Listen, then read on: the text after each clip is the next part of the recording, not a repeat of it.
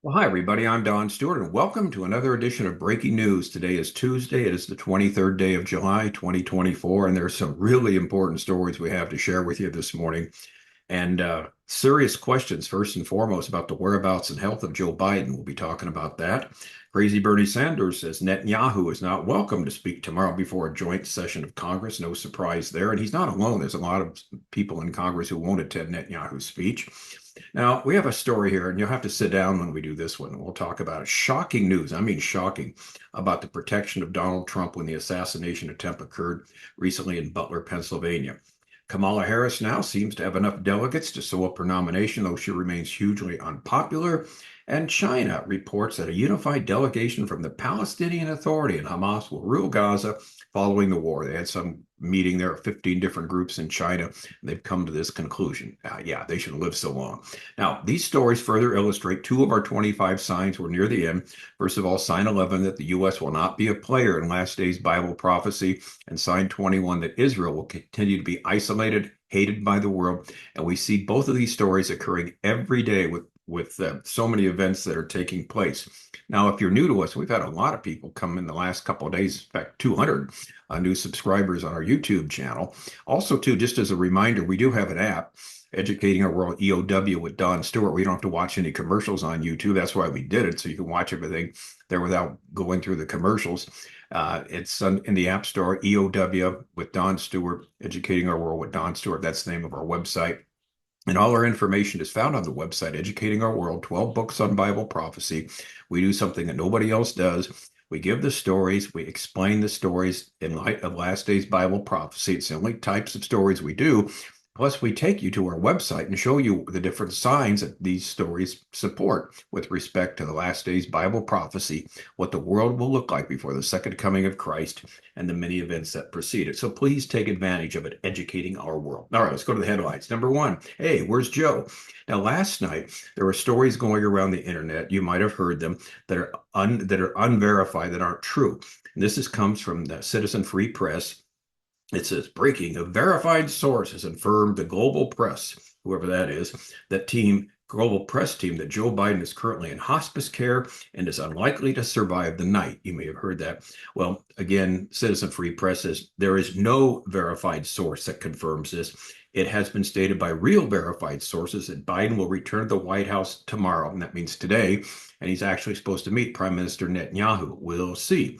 Now, what is strange about all this, Frank Biden, the brothers of Joe Biden, made this cryptic statement the other day. He says, we want to enjoy whatever time we have left with Joe Biden. Now, that's rather odd statement to make. It seems that we're dealing with some real difficult health issues right now. There's a story out of Las Vegas when Biden was there that he did not get the Chinese Communist Party coronavirus. He was a lot worse. They were going to take him to a hospital there in Vegas, but they decided to whisk him off back to Washington, D.C., to Walter Reed Hospital, to the White House, and that he was in really, really, really bad shape this last week. And that's why we haven't seen anything of him. And there's been verified by a number of sources there. We've got a few stories that talk about it.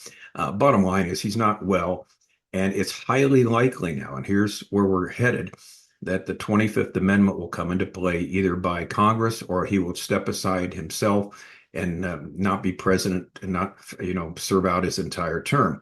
Now, that'll give a huge advantage to Kamala Harris because she will be the president, so she can run against Donald Trump as president of the United States.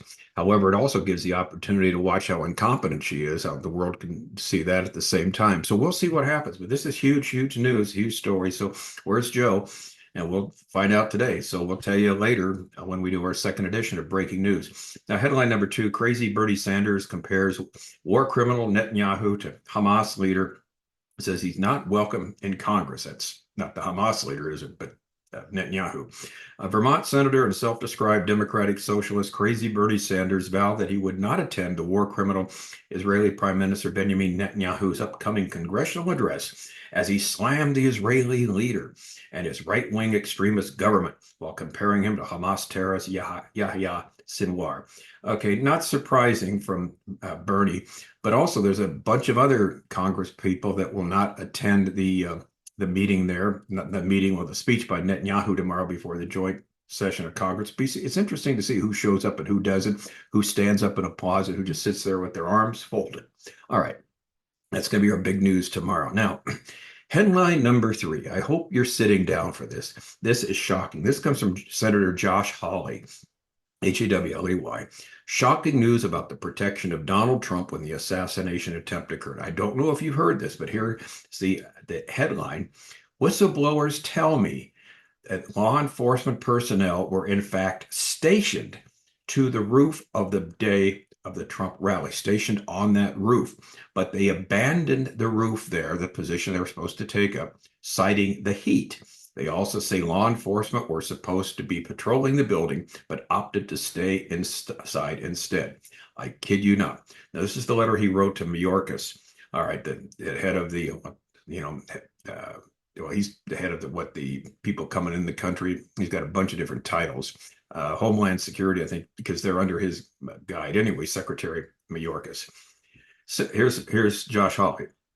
Since my last correspondence to you on July 19th, additional whistleblowers have contacted my office with troubling information about the assassination attempt on former President Donald Trump. Contrary to Director Cheadle's public statement about the safety of the slope roof of the American Glass Research Building 6, one whistleblower with direct knowledge of Secret Service planning for the event alleges that there was supposed to be a law enforcement presence on the roof that day. In fact, the whistleblower alleges that at least one individual was specifically assigned to the roof for the duration of the rally, but this person abandoned his or her post due to hot weather. The whistleblower further alleges that concerns over the heat prompted law enforcement to forgo patrolling Building 6 and instead to station security personnel inside the building. Additionally, I've heard from DHS officials that Homeland Security investigation has nearly completed a report on the personnel's involvement in providing security for the July 13th rally. Please furnish a copy of this report to my office immediately. Now, if the whistleblower's allegations are accurate, when did this individual abandon the post? This is the questions Josh Hawley has. Which law enforcement units were assigned to the roof? Please provide all security plans indicating which units were assigned to the roof and the building. Did any law enforcement personnel fail to report to their assigned stations that day? These are the questions Josh Hawley is asking Secretary Mayorkas. Now, this is unreal. I got no words for this. So evidently that day, instead of not the slope roof idea from this incompetent Secret Service woman who's was grilled yesterday for 4 hours before Congress and said nothing and basically showed how totally she has the inability to perform this office. She's very not equipped and qualified. She keeps talking about the slope roof, which is ridiculous because the snipers, as we've seen, there's a picture of them on a slope roof that was at least as slope where they took a position up. But basically, this is really off the charts, the incompetence that's there. So evidently, here's where we're at, that day, there's supposed to be someone on the roof. They decide it's too hot. I'll just go downstairs, and they did. And remember, we talked about this before. The sniper there, the alleged assassin, he's not alleged, he's the dead attempted assassin. He was walking around for quite a bit of time trying to find a place where he could shoot from. And lo and behold, sooner or later, he looks up and no one's on the roof there. Someone was there previously, but not anymore. So that's where he took up his position. So we'll see how this all pans out. But this is beyond the pale here. All right. There's also, too, an ex-SEAL congressman who posted a video, Representative Eli Crane. I don't know if you've seen it, highlighting the extent of the Secret Service failure. You can get this from where is it? New York Post has it. Basically, he filmed it where the supposed sniper took the shot, and he said it's not steep at all. In fact, he said there's a 70-year-old man back here climbing up the roof easily, so it wouldn't be any problem for anybody to climb up on the roof and shoot from that position or be stationed there. That's his whole point. And it showed, again, the incompetence of the Secret Service that day, that they did not have all bases covered. So more and more we're seeing this. We are not surprised what we're seeing. We're horrified by it, though, how any group can mess up that badly. But what it does do, like we've said here, we're still leaning towards the fact that this was not any kind of conspiracy or cover up. You just had a bunch of incompetent people. As one of my friends who's works with the special forces said, they're like Kmart cops. They're rent-a-cops. They're not qualified, and they just did not do their job. It's just that simple. And it was one error after another that happened that led us to this place. And by the grace of God, the miracle of God, Donald Trump is still alive. All right, headline number 4. Kamala Harris secures support among enough delegates to become the Democrat nominee. She seems to be coasting towards the nomination in the wake of Joe Biden's dropping out, earning enough delegates to shore up her support. They give the numbers there, so she should be in pretty good shape. Everybody and anybody now has come out and supported her on the Democrat side. And so this seems to be a given that she's going to be the nominee in November. Now, how they work it out we're still working out how they're going to work it out with the conference that's coming up when they have the Democrats, will meet, and decide, when they vote together, who's going to be the next president, who's going to be their candidate. Now that Joe Biden has dropped out, they may do a virtual nomination there rather than, have everybody there in Chicago and vote that day. They may do it beforehand. And so when the convention gets together, it's already that she's already been nominated and anointed as the leader. Now, there's an NBC story. Kamala Harris outperforming Biden against Trump. But here it is, based more on hope than on the numbers. And this is what everybody's saying. Oh, she's doing a lot better than Joe Biden did against Trump. She's going to be a viable candidate. Well, that's not really true. This is from NBC. And basically it says, no, the numbers, there's the expectation that she would perform better than Biden was based on hope, more on what the numbers actually say.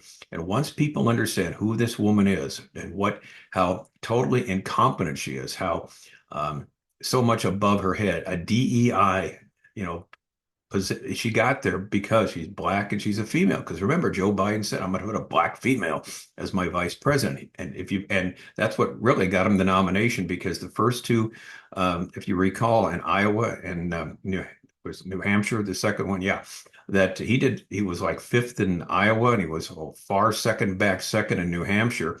But then when he came to South Carolina, he started making these promises.